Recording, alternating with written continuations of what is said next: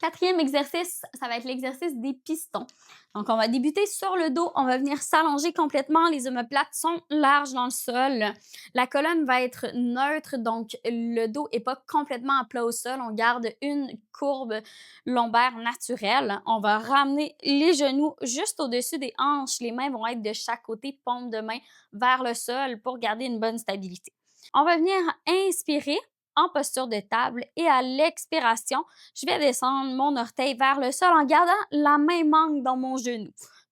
Donc, je descends vers le sol le plus loin possible sans venir arquer mon dos ici, donc en gardant une belle colonne neutre. Et doucement, je ramène au neutre. Inspire, posture de départ. Expire. Inspire, ramène. Expire, descend.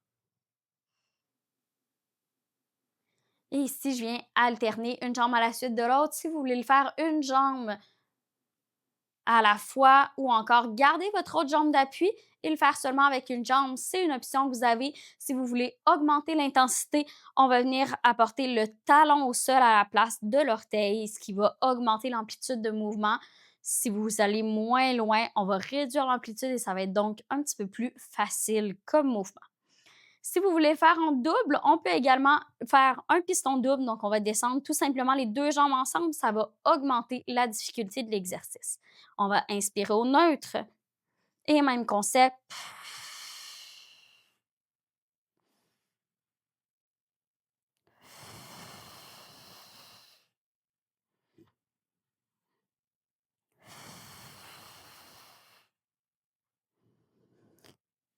Donc ici, l'erreur commune qu'il va avoir, ça va être de venir fléchir au niveau du genou, donc il va avoir peu d'activation, ou encore de venir allonger la jambe.